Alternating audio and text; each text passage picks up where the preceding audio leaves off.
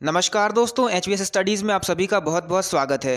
दोस्तों, अमेरिका के द्वारा रशिया को ये वार्निंग दी गई है कि यदि आपने यूक्रेन पर न्यूक्लियर वेपन्स का प्रयोग किया तो आपको बहुत ही ज़्यादा घातक परिणाम भुगतने होंगे। दोस्तों, जैसा कि आप सभी जानते हैं कि पिछले कुछ समय से जो रशियन प्रेसिडेंट है व्लादिमीर पुतिन, ये लगातार ऐसे संकेत दे रहे हैं कि हम यूक्रेन पर न्यूक्लियर वेपन्स का प्रयोग कर सकते हैं। अब दोस्तों, यहाँ पर हुआ क्या है कि जब वॉर स्टार्ट हुआ था, रशिया यूक्रेन वॉर फरवरी के महीने में स्टार्ट हुआ, तब किसी ने ये नहीं सोचा था कि जो वॉर है वो इतना लंबा चलेगा और यूक्रेन इतना अच्छा रिटेलिएट कर पाएगा। लेकिन ऐसा हुआ और लगभग आज 7 महीने हो चुके हैं और युद्ध लगातार जारी है। अब ऐसे में कहीं ना कहीं रशिया भी फ्रस्ट्रेट हो चुका है और वो जल्द से जल्द इस युद्ध को ख़त्म करना चाहता है। यहाँ पर दोस्तों, अब जो रशिया की ओर से ऐसे संकेत मिल रहे हैं कि हम यूक्रेन के ऊपर न्यूक्लियर वेपन्स का प्रयोग करेंगे, वहीं इसके जवाब में अमेरिका के द्वारा इनको प्राइवेटली ये चेतावनी दी गई है कि यदि आपने ऐसा किया तो हम भी इसका इस्तेमाल करेंगे और इसके बहुत ही ज़्यादा घातक परिणाम पूरे विश्व को भुगतने होंगे। अब दोस्तों, वीडियो में आगे बढ़े उससे पहले मैं आपसे पूछना चाहता हूं एक क्वेश्चन। यहाँ पर आपसे पूछा जा रहा है कि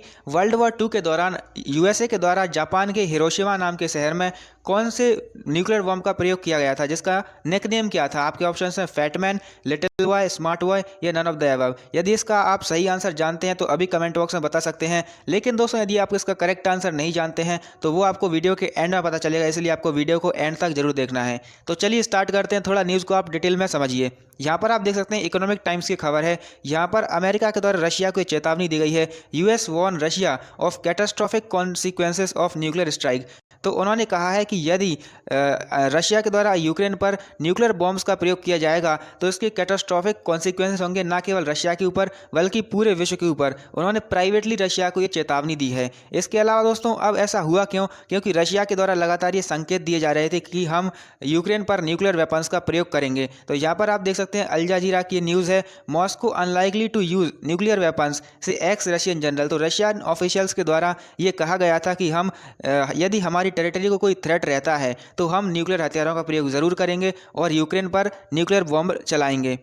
क्योंकि दोस्तों, जैसा कि मैंने आपको वीडियो की शुरुआत में भी बताया कि वॉर काफ़ी ज़्यादा लंबा हो चुका है और कहीं ना कहीं हमको देखने को मिला है कि पिछले कुछ दिनों में यूक्रेन का गेन इस वॉर के अंदर ज़्यादा हुआ है। इसके अलावा यूक्रेन को लगातार वेस्टर्न कंट्रीज़ के द्वारा सपोर्ट किया जा रहा है और वो हथियार डालने को तैयार भी नहीं है। इसके अलावा दोस्तों, अब जो अमेरिका के सेक्रेटरी ऑफ स्टेट हैं एंटनी ब्लिंकन, उनके द्वारा एक इंटरव्यू के अंदर ये कन्फर्म किया गया है कि अमेरिका ने रशिया को प्राइवेटली वार्निंग्स भेजी हैं कि जो न्यूक्लियर वेपन्स हैं उनका इस्तेमाल ना करे, क्योंकि इसके काफ़ी ज़्यादा खतरनाक परिणाम हो सकते हैं। इनके द्वारा और कहा गया है कि it is very important that Moscow here from us, मतलब रशिया हमारी बात सुने, काफ़ी ज़्यादा इंपॉर्टेंट है, क्योंकि यदि ऐसा हुआ तो इसके हॉरिफिक कॉन्सिक्वेंसेस होंगे। और ये हम रशिया के सामने क्लियर कर देना चाहते हैं कि यदि रशिया ने ऐसा किया तो इसके जो परिणाम है वो काफ़ी ज़्यादा घातक होंगे। इसके अलावा इन्होंने कहा कि इसके जो कैटास्ट्रोफिक इफेक्ट्स हैं वो ना केवल उस कंट्री पर जिस पर इसका प्रयोग करेंगे बल्कि और कई सारी कंट्रीज़ पर देखने को मिल सकते हैं। तो ऐसी चर्चाएं देखने को मिल रही हैं, दोनों ओर से लगातार कोई ना कोई स्टेटमेंट जो है वो दिए जा रहे हैं।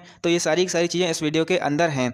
अब दोस्तों, जो क्वेश्चन मैंने आपसे पूछा था उसका आंसर मैं आपको बता देता हूं। तो दोस्तों, जैसा कि आपको पता है कि वर्ल्ड वॉर 2 के अंदर अमेरिका ने जापान पर न्यूक्लियर बॉम्ब्स गिराए थे। तो सबसे पहला जो न्यूक्लियर बॉम्ब है वो 6 अगस्त 1945 को गिराया गया था जापान के हिरोशिमा नाम के शहर में, जिसका नाम था लिटिल बॉय। इसके अलावा दोस्तों, जो फैटमैन का नाम का जो न्यूक्लियर बॉम्ब है वो नागासाकी पर गिराया गया था 9 अगस्त को। और इन दोनों ही जो इवेंट हुए थे इनके अंदर लगभग 2 लाख लोगों की मौत हो गई थी जापान के अंदर। इस तरह से दोस्तों आप देख सकते हैं यहाँ पर हिरोशिमा के अंदर विस्फोट हुआ था और इस तरह से नागासाकी के अंदर जो विस्फोट है वो हुआ था। और ये ऐसा पहली बार हुआ था कि किसी युद्ध के अंदर जो न्यूक्लियर बॉम्ब्स हैं उनका प्रयोग किया गया था। और आखिरी बार भी ऐसा ही हुआ है, क्योंकि अभी तक ऐसा हुआ नहीं है कि किसी युद्ध के अंदर जो है वो परमाणु हथियारों का प्रयोग किया जा चुका हो। अब ऐसा देखने को मिल रहा है कि रशिया यूक्रेन वॉर के अंदर यदि ऐसा होता है तो न्यूक्लियर वॉर होने की संभावनाएं भी काफ़ी ज़्यादा है, क्योंकि अमेरिका और रशिया दोनों ही ऐसी कंट्रीज़ हैं जिनके पास में सबसे ज़्यादा परमाणु हथियार हैं। सबसे ज़्यादा अमेरिका के पास में है, उसके बाद रशिया के पास में है। तो इस तरह से हमें जो सिनेरियो है वो देखने को मिल रहा है और जो न्यूक्लियर वॉर है वो होने की संभावना काफ़ी ज़्यादा बढ़ गई हैं।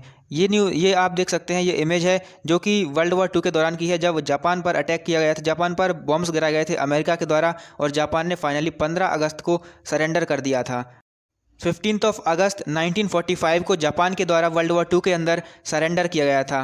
तो ये सारी चीज़ें थी दोस्तों इस वीडियो के अंदर। वीडियो आपको कैसी लगी कमेंट बॉक्स में जरूर बताइए। उम्मीद है आप सारी चीज़ें समझ पाए होंगे। दोस्तों यदि वीडियो आपको पसंद आई हो तो इसको लाइक ज़रूर कीजिए, और यदि अभी तक आपने HVS स्टडीज़ को सब्सक्राइब नहीं किया है तो अभी सब्सक्राइब कर दीजिए। वीडियो देखने के लिए आपका बहुत बहुत धन्यवाद। मिलते हैं नेक्स्ट वीडियो में, तब तक के लिए नमस्कार।